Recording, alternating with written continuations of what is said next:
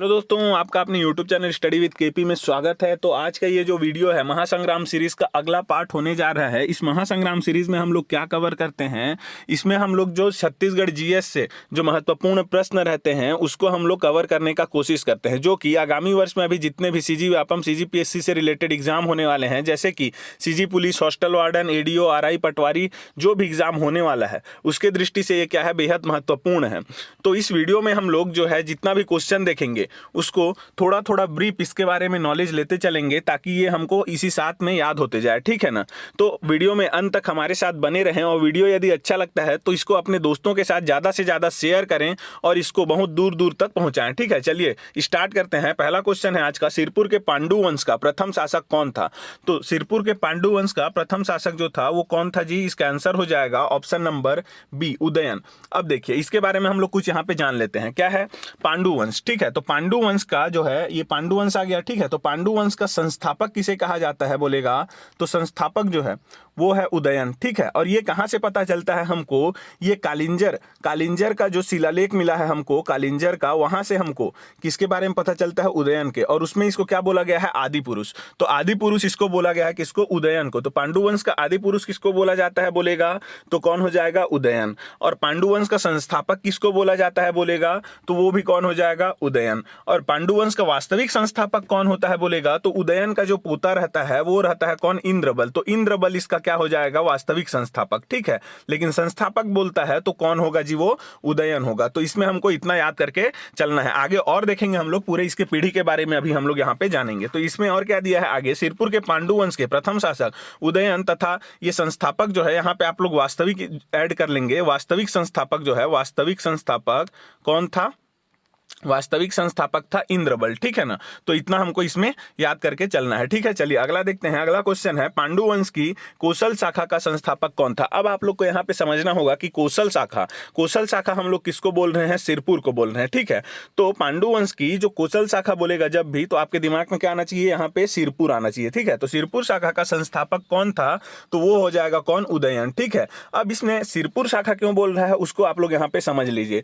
तो पांडु वंश जो था उसका 4 यहाँ पे शाखा चल रहा था। कौन कौन सा था जी, एक सिरपुर के पांडु वंश थे, ठीक है। सिरपुर के क्या थे, पांडु वंश थे। और एक था क्या था, कांकेर का क्या था, सोमवंश था, ठीक है। कांकेर का सोमवंश। और मैकल का क्या था, सोमवंश, ठीक है। मैकल का सोमवंश। फिर ओडिशा का सोमवंश, ठीक है। तो ये 4 थे, ठीक है। तो इसमें 3 को जो है ना सोमवंश बोला जाता था। कौन कौन सा, एक कांकेर का, एक कौन सा मैकल का, और एक था क्या, ओडिशा का। इन तीनों को सोमवंश के नाम से जाना जाता था। और सिरपुर जो था उसमें का को पांडु वंश। तो पांडु वंश या सोमवंश जब भी बोल देगा तो दोनों सेम ही है, आप लोग उसमें कंफ्यूज नहीं होंगे, ठीक है।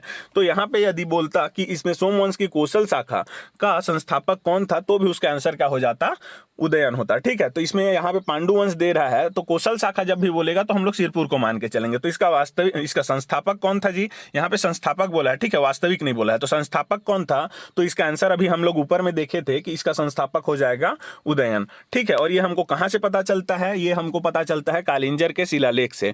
और वहां पे क्या बताया गया है कि यहाँ का जो पांडु वंश का जो आदि पुरुष था वो कौन था, उदयन था, ठीक है। तो इतना हम लोग इसमें जाने। अब अगला देखते हैं। अगला क्वेश्चन है, निम्नलिखित कथनों को पढ़िए। सिरपुर का लक्ष्मण मंदिर सरबपुरी शासकों ने बनवाया था। अब देखिए ये हो जाता है गलत, इसमें सही उत्तर चुनना है। यहाँ पे देख रहे हैं आप लोग सही उत्तर, तो इसमें देखिए गलत है ये, ठीक है ना। क्यों, क्योंकि ये सरबपुरियों के द्वारा नहीं, ये पांडु वंश के शासकों के द्वारा बनवाया गया है, ठीक है। पांडु वंश में भी कौन बनवाया था इसको, वाष्टा देवी जो रहती है, हर्षगुप्त की जो पत्नी रहती है वाष्टा देवी, उन्होंने हर्षगुप्त की याद में, जब हर्षगुप्त की मृत्यु हो जाती है तो उनके स्मृति में इन्होंने क्या किया था, सिरपुर के लक्ष्मण मंदिर का निर्माण करवाया था।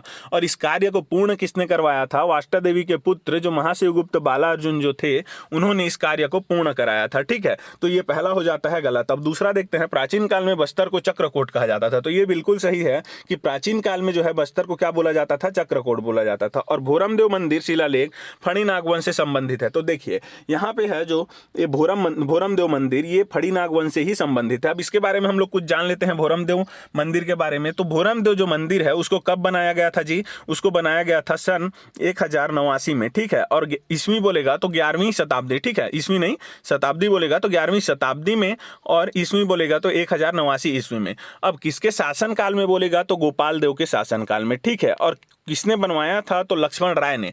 तो एक व्यक्ति ने, मतलब एक दोस्त ने इसको क्या किया था, कमेंट किया था पिछले वीडियो में किसी में, कि जो भोरम देव मंदिर है उसका संस्थापक तो किसको बोला जाता है? उसका निर्माणकर्ता गोपाल देव को। लेकिन ये गलत है, ठीक है। जब कभी भी इसको क्या है, ऑप्शन के हिसाब से हमको क्या करना है, एग्जाम में सॉल्व करना है। यदि जब कभी भी क्वेश्चन में आपको गोपाल देव के साथ में लक्ष्मण राय भी देता है तो उसका आंसर आप लोगों को क्या लेना है? लक्ष्मण राय लेना है। और यदि ऑप्शन में लक्ष्मण राय ना दे करके केवल गोपाल देव दिया है और बाकी 3 अलग शासकों का नाम दिया है तो उस केस में क्या लेना है आपको? आंसर गोपाल देव लेना है। और यदि गोपाल देव के साथ में इनमें से कोई नहीं भी एक ऑप्शन आता है, ठीक है, और लक्ष्मण राय उसमें नहीं दिया रहता है, उन चारों ऑप्शन में एक रहता है गोपाल देव, बाकी 2 कुछ अलग रहेगा, 2 अलग शासकों का नाम, और चौथा जो रहेगा इनमें से कोई नहीं, तो इसमें आप लोग प्लीज इनमें से कोई नहीं जो रहेगा आंसर उसको मार के आएंगे, ठीक है। क्योंकि वो जो है ज्यादा सही रहेगा आपके लिए, ठीक है। तो इसको हम लोग यहाँ पे वही डिस्कस कर रहे थे। तो ये दोनों क्या हो जाएगा? सही हो जाएगा जी, ठीक है। कब बना था? 1089 ईस्वी में, और फड़ी नागवंश से ही ये संबंधित है, ठीक है। तो 2 और 3 इसमें सही है, पहला गलत है। तो 2 और 3 सही है, तो इसका कौन सा हो जाएगा? ऑप्शन नंबर, यहाँ पे ऑप्शन नंबर सी इसका सही हो जाएगा। 2 और 3 सही है, ठीक है। चलिए अगला देखते हैं। अगला क्वेश्चन क्या है इसमें?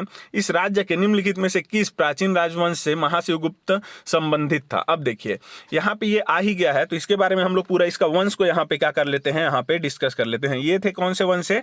पांडु वंश से। पांडु वंश से थे, ठीक है। तो पांडु वंश के बारे में सबसे शुरू से हम लोग देखते हैं। तो इसका जो वास्तविक संस्थापक था वहां से देखेंगे कि कहां से? संस्थापक से देखते हैं। चलिए, तो आदि पुरुष जो रहता है उसको हम लोग अभी देखें कि कालिंजर का जो शिलालेख था, कालिंजर का जो शिलालेख था वहां से हमको पता चलता है कि आदि पुरुष कौन था जी? इसका उदयन, ठीक है। तो उदयन जो था उसी का बेटा हुआ कौन? उसी का बेटा हुआ नागबल।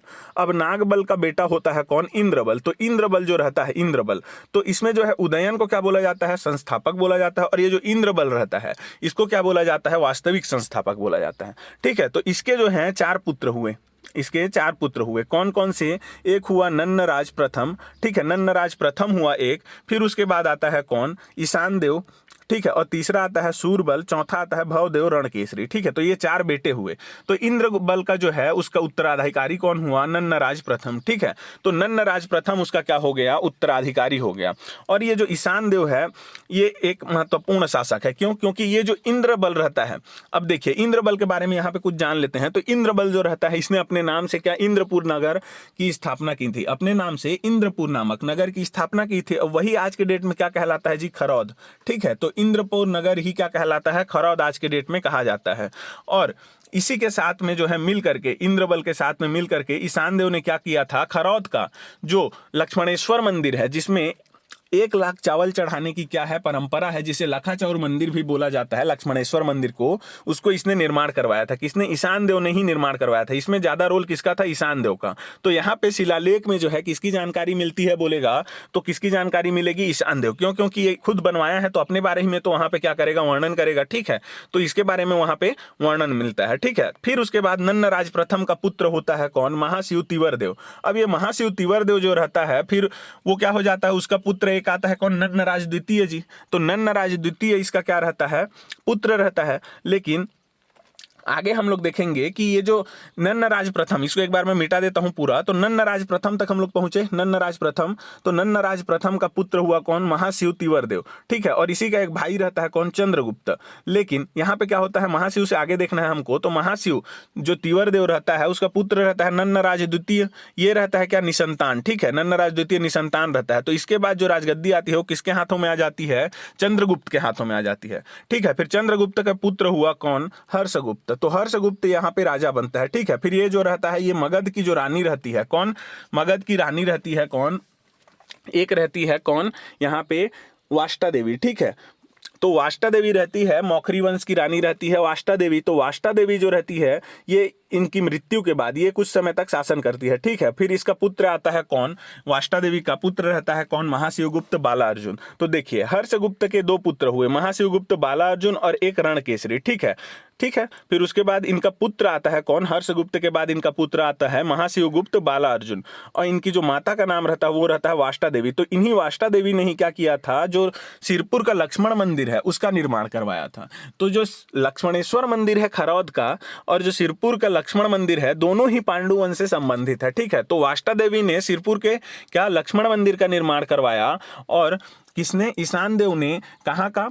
खरौत का लक्ष्मणेश्वर मंदिर का निर्माण करवाया। ठीक है, तो वाष्टा देवी ने उस कार्य को प्रारंभ किया था, जो लक्ष्मण मंदिर है जो सिरपुर का, उसको बनाने का, और उसको महाशिवगुप्त बालार्जुन ने खत्म किया। और महाशिवगुप्त बालार्जुन के बाद में जो और एक शासक आता है, उनका नाम रहता है क्या जी? इनके पुत्र का नाम शिवनंदी। ठीक है, तो शिवनंदी इनके पुत्र का नाम रहता है। और ये जो महाशिवगुप्त बालार्जुन रहते हैं, इनका शासनकाल बहुत इंपॉर्टेंट है, इसको पूछा जाता है। तो ये कितना रहता है? 595 से लेकर के 655 तक रहता है। ठीक है, और ये किसके समकालीन है उसको भी पूछा जाता है। तो महाशिवगुप्त बालार्जुन ये जो रहते हैं हर्षगुप्त, तो हर्ष के क्या रहते हैं? समकालीन रहते हैं। और पुलकेशिन के भी, पुलकेशिन द्वितीय के क्या रहते हैं? समकालीन रहते हैं। और ऐसा कहा जाता है पुलकेशिन का जो क्या रहता है जी, ऐहोल प्रशस्ति लेख है, उसमें पता चलता है कि जो महाशिवगुप्त बालार्जुन रहता है उसने पुलकेशिन द्वितीय की अधीनता स्वीकार की थी। ठीक है, तो इतना हम लोग इसमें जाने। अब ये जो इतना हम लोग यहाँ पे जाने हैं, उससे संबंधित नीचे क्वेश्चन आएगा, तो उसको हम लोग यहाँ पे सॉल्व करेंगे। ठीक है, और कुछ हम लोग ऊपर अभी देख चुके हैं 3 क्वेश्चन। तो देखिए इसमें क्या बोला है, किस वंश से था महाशिवगुप्त बालार्जुन? ठीक है, तो इसका आंसर कौन सा हो जाएगा? पांडु वंश। तो आंसर कौन सा हो गया? Option number C. अब अगला देखते हैं, अगला क्वेश्चन क्या है इसमें, छत्तीसगढ़ के मैकल क्षेत्र में प्राचीन काल में निम्नलिखित में से किस राजवंश का शासन था? तो मैंने अभी आपको बताया कि मैकल क्षेत्र में क्या था? मैकल क्षेत्र में एक था क्या? पांडु वंश, उसी को क्या बोलते थे? सोमवंश। तो मैकल श्रेणी के सोमवंश। ठीक है ना, तो मैकल क्षेत्र के सोमवंश जो थे, उनके अब शासकों का नाम हम लोग यहाँ पे देख लेते हैं। तो इसमें जो रहता है, इसको आप लोग कैसे याद करेंगे? तो ऐसे याद करेंगे आप लोग एक लाइन से, जय वत्स नाग भरत सुर। ठीक है, तो जय वत्स नाग भरत सुर ऐसे करके याद करेंगे। तो जय से क्या हो जाएगा? जयराज, फिर वत्स से क्या आ जाएगा? वत्सराज, नाग से क्या आ जाएगा? नाग बल, भरत से क्या आ जाएगा? भरत बल, और सुर से क्या आ जाएगा? सुर बल। तो ये वही भरत बल है जिसको हम लोग अभी पांडुवंश, सिरपुर के पांडुवंश में क्या बोलते थे?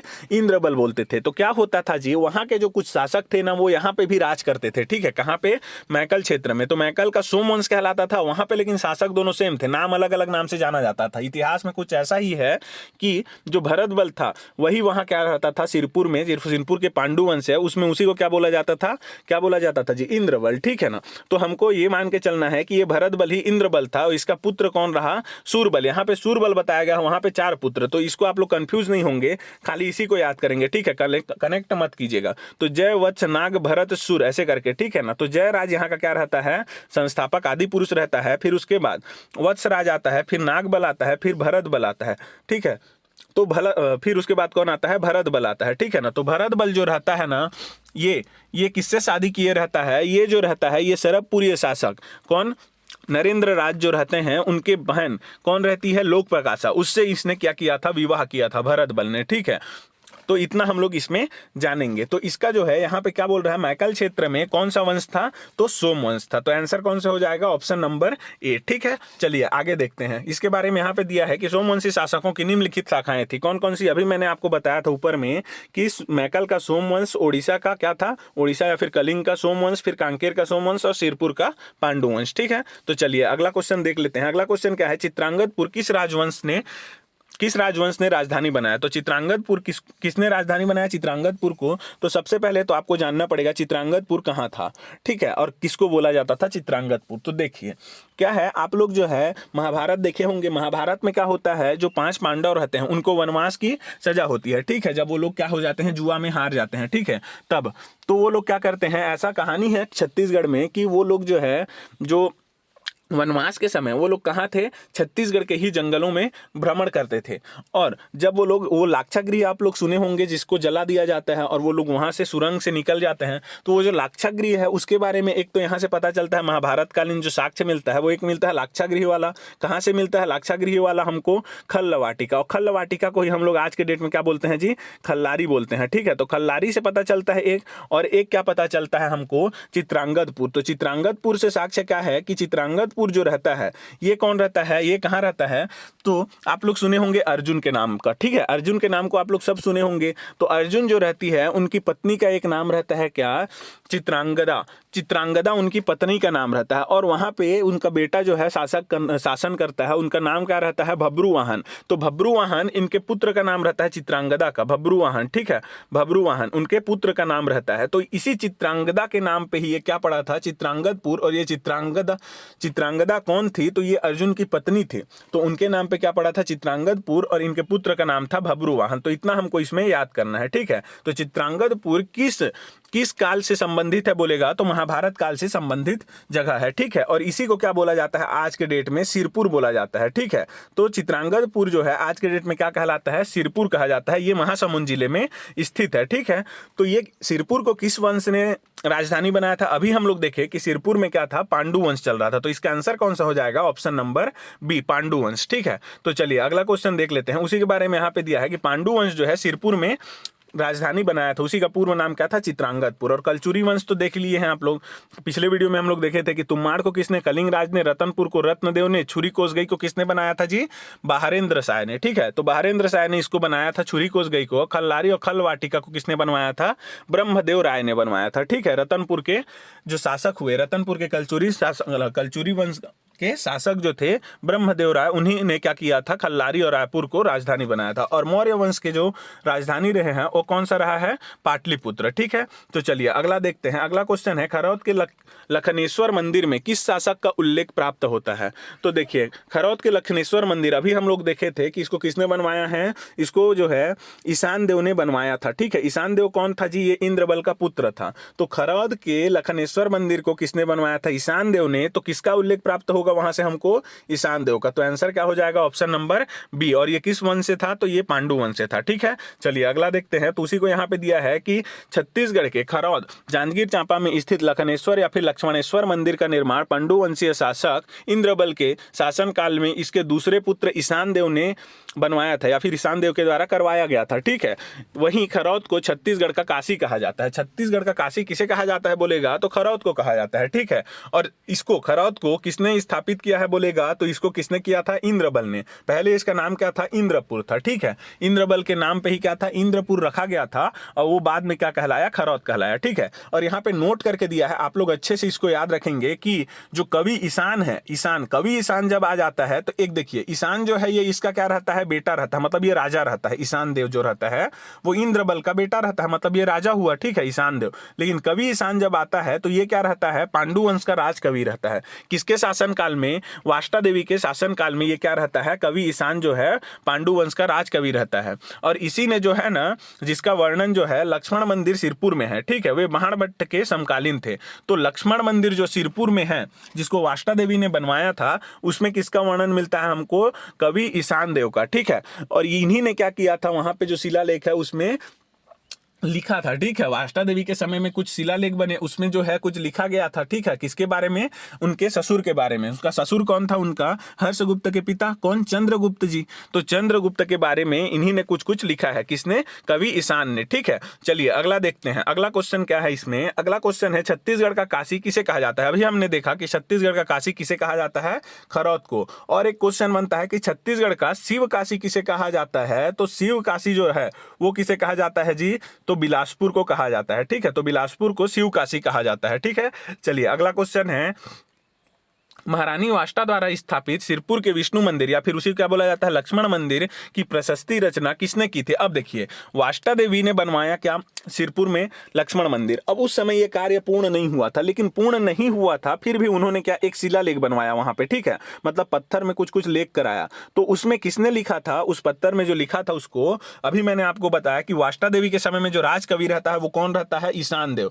तो ईशान देव ने क्या किया था, वहां पे वाष्टा देवी ने जब मंदिर बनाया तो क्या क्या उन्होंने लिखने के लिए बोला।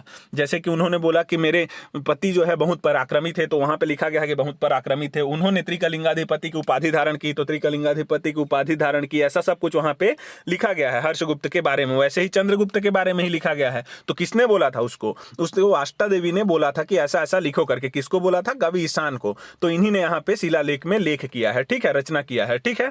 तो चलिए अगला देखते हैं। इसका आंसर हो गया कवि ईशान। अगला क्वेश्चन है उसी के बारे में यहाँ पे दिया है कि कवि ईशान पांडु वंश या फिर सोम वंश का राजकवि था, जिसने महारानी वाष्टा के द्वारा स्थापित सिरपुर के लक्ष्मण मंदिर की प्रशस्ति रचना की थी, ठीक है। चलिए अगला देखते हैं। अगला है क्या, प्राचीन छत्तीसगढ़ के सिरपुरी शासक सुदेव राज ने अधिकारी इंद्रबल को निम्नलिखित में से किस पद का आसीन किया था, किस पद पर आसीन किया था। ठीक है, तो अब देखिए ये आ गया कौन सा, सरबपुरी वंश। हम लोग अभी देखे थे पांडु वंश, तो सरबपुरी वंश आ गया। तो सरबपुरी वंश के बारे में, उनके शासकों के बारे में हम लोग देख लेते हैं फ्लो चार्ट में जी। तो सबसे पहले सरबपुरी का जो शासक रहा वो कौन था, सरबराज। अब सरबराज जो था, सरबराज था यहाँ का शासक। ठीक है, अब सरबराज के बाद उसके बाद आता है कौन, नरेंद्र राज आता है। तो नरेंद्र राज इसके बाद आया। ठीक है, और नरेंद्र राज की ही पत्नी रहती है कौन, लोक प्रकाशा, जिसको किसने विवाह किया था, पांडु वंश के शासक इंद्रबल ने। ठीक है, तो इसको आप लोग याद रखेंगे। तो नरेंद्र राज जो रहता है वो सरबराज का क्या रहता है, पुत्र रहता है। और नरेंद्र राज का हमको क्या मिलता है जी, यहाँ पे ये तो संस्थापक हो गया सरबराज, सरबपुरी वंश का। और नरेंद्र राज जो रहता है इसका हमको 3 क्या मिलता है, यहाँ से क्या मिलता है, 3 यहाँ पे ताम्रपत्र मिलता है। कहां कहां से, एक मिलता है कुरुद से, एक मिलता है पिपरुदला से, और एक मिलता है कहां से, रावा से। ठीक है, तो रावा जो है ये कहां है, रायपुर में है। और ये जो है कुरुद है। ठीक है, कुरुद कहां है, धमतरी में। और एक है क्या, पिपरुदला, ये कहां है, सारंगगढ़ में। ठीक है, तो पिपरुदला को उन्होंने अपने शासन के 3रे वर्ष में और कुरुद को 24वें वर्ष में उन्होंने जारी किया था। जो ताम्रपत्र है उसको, कुरुद ताम्रपत्र को किस वर्ष में, 24वें वर्ष में, और पिपरुदला को 3रे वर्ष में। और रावा जो है ताम्रपत्र वो कहां है, रायपुर में। ठीक है, तो नरेंद्र राज के बारे में हमको बस इतना जानना है, इनकी पत्नी का जो है, सॉरी, इनकी बहन का जो है विवाह लोक प्रकाशा का किससे किया गया था, इंद्रबल से। ठीक है, फिर इनका पुत्र आता है कौन, नरेंद्र राज का जो पुत्र रहता है वो रहता है प्रसन्नमात्र। तो प्रसन्नमात्र आप सब जानते होंगे, ये बहुत प्रतापी शासक था। तो प्रसन्नमात्र के बारे में हम लोग कुछ जान लेते हैं यहाँ पे। तो प्रसन्नमात्र जो रहता है उसी का जो है एक मात्र जो है, सरबपुरी शासकों में एकमात्र इसी का क्या मिलता है, स्वर्ण सिक्का मिलता है। और उस स्वर्ण सिक्के में क्या क्या रहता है जी, आप लोग जान ही रहे हैं, इसको मैंने पिछले वीडियो में बताया है कि चक्र रहता है उसमें। ठीक है, चक्र रहता है और शंख रहता है और एक गरुड़ रहता है। तो शंख और क्या रहता है, गदा, ये दोनों में कंफ्यूजन है। तो शंख और गदा दोनों मान लेंगे आप लोग, और क्या रहता है, गरुड़ रहता है। ठीक है, तो ये किससे, इससे क्या पता चलता है, चक्र से, गरुड़ से, शंख या फिर गदा से, इससे क्या पता चलता है कि ये जो है वैष्णव धर्म का अनुयायी था। ठीक है, और इसी ने जो है निडिला नदी, इसी को आज के डेट में क्या बोला जाता है, निडिला नदी को बोला जाता है क्या, लीलागर नदी, इसके तट पे क्या, प्रसन्नपुर नामक क्या नगर की स्थापना की थी, जो आज के डेट में क्या कहलाता है, मल्हार कहलाता है। ठीक है, तो मल्हार कहलाता है वही आज के डेट में। ठीक है, और इसी प्रसन्नमात्र ने ही कौन कौन से मंदिर का निर्माण कराया मल्हार में। तो मल्हार में इन्होंने क्या क्या, पातालेश्वर महादेव मंदिर का निर्माण कराया, पातालेश्वर महादेव मंदिर का। ठीक है, पातालेश्वर महादेव मंदिर। फिर एक आता है क्या, जो विष्णु मंदिर है। ठीक है, चतुर्भुजीय विष्णु मंदिर का भी निर्माण करवाया, चतुर्भुजीय विष्णु मंदिर। ठीक है, विष्णु मंदिर का भी निर्माण करवाया। और एक क्या है, डिडनेश्वरी देवी मंदिर का निर्माण करवाया। ठीक है, तो इन 3 का जो है निर्माण मल्हार में किसने करवाया था, तो प्रसन्नमात्र ने कराया था। और इनकी जो रानियां थी, प्रसन्नमात्र की जो रानियां थी, उन्होंने क्या कराया है, तालागांव, जो तालागांव आप लोग पढ़ते हैं, जो कहां है, तालागांव मनियारी नदी के तट पर है जी, मनियारी नदी के तट पर है क्या, तालागांव। तो उसी तालागांव में जो है इनकी रानियों ने क्या बनवाया था, देवरानी जेठानी मंदिर का निर्माण कराया था। और यही देवरानी जेठानी जो मंदिर है, ये छत्तीसगढ़ की क्या है, सबसे प्राचीन मंदिर है। ठीक है, मतलब छत्तीसगढ़ की सबसे पुरानी मंदिर बोला जाएगा तो कौन सा है, देवरानी जेठानी मंदिर है। ठीक है, तो इसके बारे में हमको यहां से इतना पता चलता है। फिर उसके बाद आता है क्या, प्रवर राज के बाद उसका पुत्र आता है क्या, दुर्गराज, उसी को बोला जाता है। ठीक है, इसी को कहीं कहीं दुर्गराज बोला जाता है, इसी को जयराज बोला जाता है, इसी को क्या बोला जाता है, मानमात्र। ठीक है, मानमात्र बोला जाता है। ठीक, मानमात्र, प्रसन्नमात्र के बाद मानमात्र ऐसे भी याद कर सकते हैं, या फिर दुर्गराज या फिर जयराज, ये तीनों एक ही का नाम था। ठीक है, तो ये आता है। ठीक है, फिर इसके बाद जो है इसका पुत्र हुआ कौन, इनका जो दुर्गराज है, दुर्गराज, इसका पुत्र हुआ कौन जी, दुर्गराज का पुत्र हुआ एक था कौन, प्रवरराज प्रथम। ठीक है, फिर उसके बाद आता है क्या, सुदेवराज। ठीक है, सुदेवराज, 3 पुत्र हुए, प्रवरराज प्रथम और सुदेवराज, ये दोनों बहुत इंपॉर्टेंट है, इसको याद करना है। ठीक है, फिर आता है व्याघ्रराज, 3 पुत्र हुए, ये तीनों किसके पुत्र थे, ये थे दुर्गराज के पुत्र, या फिर जयराज या फिर नाम मात्र। ठीक है, मान मात्र। तो इन जो दुर्गराज के 3 पुत्र हुए, कौन कौन, प्रवरराज, सुदेवराज और क्या रहता है, एक व्याघ्रराज। तो उसके बाद दुर्गराज के बाद राजा कौन बनता है, प्रवरराज प्रथम बनता है जी। अब प्रवरराज प्रथम उसका राजा बन गया। ठीक है, तो इसी ने जो है यहाँ पे जो राजधानी है वो कहाँ था, इसने जो है प्रसन्न मात्र ने अपना राजधानी कहाँ, मल्हार को बनाया। और ये जो प्रवर राज है, प्रवर राज प्रथम, उसने अपना राजधानी कहाँ को बना लेता है, वो सिरपुर को बना लेता है। ठीक है, तो सिरपुर को अपना राजधानी बना लेता है। तो यहीं से खेल चालू होता है किसका, पांडु वंश का। ठीक है, तो पांडु वंश जो रहते हैं वो क्या करते हैं, ये जो सिरपुर वाले जो क्या रहते हैं, सरवपुरी वंश रहते हैं, इनके सामंत बन जाते हैं। कौन, जो पांडु वंश रहते हैं, जो इंद्रबल रहता है वो। तो प्रवर राज प्रथम का जो पुत्र हुआ सुदेवराज आया जी, सुदेवराज प्रथम। ठीक है, तो सुदेवराज जो प्रथम रहता है उसका कौन, उसका सामंत कौन रहता है, इंद्रबल। तो इसी का जो रहता है सामंत इंद्रबल रहता है। और इसी का वर्णन इन्होंने क्या किया है, सुदेवराज प्रथम ने सर्वाधिकारीधिकर्ता के नाम से किया गया है। ठीक है, तो सर्वाधिकारी कृत, तो इस नाम से उनका क्या किया गया है, वर्णन किया गया है। मतलब उनके पास सभी अधिकार थे, ऐसा बोलना चाह रहा है वो। ठीक है ना। फिर इसका जो पुत्र होता है सुदेवराज प्रथम का, वो रहता है कौन, वो रहता है क्या, प्रवर राज द्वितीय। ठीक है, ये व्याघ्र राज नहीं, प्रवर राज द्वितीय रहता है। सुदेवराज का प्रथम का पुत्र कौन रहता है, प्रवर राज द्वितीय। अब ये क्या करता है, जो आपने देखा कि मैकल के पांडु वंश में, मैकल के सोमवंश या फिर पांडु वंश में आपने क्या देखा कि भरत बल का पुत्र आया था सूरबल। और मैंने आपको बताया कि जो भरत बल रहता है वही क्या रहता है, इंद्रबल। तो ये दोनों को एक कह सकते हैं हम लोग। तो इसका जो पुत्र रहता है वो रहता है सूरबल। तो इस सूरबल ने क्या किया था, यहाँ पे सिरपुर को, मतलब ये जो प्रवर राज जो है उसको हरा करके सिरपुर को अपना क्या बना लिया था, अपना एरिया बना लिया था। फिर प्रवर राज ने इसको हरा करके, सूरबल को फिर से हरा करके क्या कर लिया, इसको हरा देता है और एकदम मतलब ना इसको क्या कर देता है, घायल कर देता है। ठीक है, और फिर से अपना इसको राजपाट अपना फिर खुद संभालता है। कौन, प्रवर राज द्वितीय। तो फिर क्या होता है, ये जो इंद्रबल रहता है ये गुस्सा जाता है कि इसने जो है मेरे पुत्र को क्या किया, हानि पहुंचाया करके। ठीक है, और क्या करता है, इसको मार देता है, प्रवर राज द्वितीय को। और प्रवर राज द्वितीय को मार करके वो क्या करता है, फिर पांडु वंश की स्थापना करता है। तो सिरपुर में थे ये लोग, सिरपुर को अब राजधानी बना चुके थे, इसलिए इंद्रबल को जो है, इंद्रबल को वास्तविक संस्थापक माना जाता है। कहां का, सिरपुर के पांडु वंश का। ठीक है, तो सिरपुर के पांडु वंश का वास्तविक संस्थापक किसको माना जाता है, इंद्रबल को माना जाता है। ठीक है, तो इतना हमको इससे याद होता है, इतना को हमको याद करके चलना है। इसको एक दो बार आप लोग देखेंगे तो ये कहानी आपको पूरा समझ में आ जाएगा। ठीक है, तो चलिए अगला देख लेते हैं। इसके बारे में यहाँ पे दिया है, सरवपुरी वंशीय शासक सुदेवराज ने अपने शासनकाल के दौरान इंद्रबल को अपना सर्वाधिकर्ता के रूप में नियुक्त किया था। ठीक है, अब देखिए अगला क्वेश्चन है कि सरवपुरी वंश के शासक जसराज, या फिर वही है जसराज या फिर जयराज जो है वही है, कौन, दुर्गराज। तो उसकी मुद्रा में कौन सा क्या चिन्ह अंकित है, तो इनका जो है ना कुल देवी का क्या था, कुल देवी जो थी वो थी क्या, गजलक्ष्मी। तो गजलक्ष्मी जो है इनके मुद्राओं में रहता था,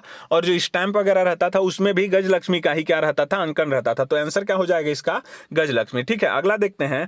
इसके बारे में यहाँ पे दिया है, राजमुद्राओं में गजलक्ष्मी का अंकन चिन्ह मिलता है। यह चिन्ह इनके समस्त अधिकार पत्रों के मुहर पर लगाया जाता था। ठीक है, तो मुहरों में भी ये होता था। ठीक है, अगला क्वेश्चन है यहाँ पे क्या, अगला क्वेश्चन यहाँ पे है, मनियारी नदी के तट पर स्थित, मनियारी नदी के तट पर स्थित चर्चित पर्यटन स्थल जहां से रुद्र शिव की मूर्ति मिली है।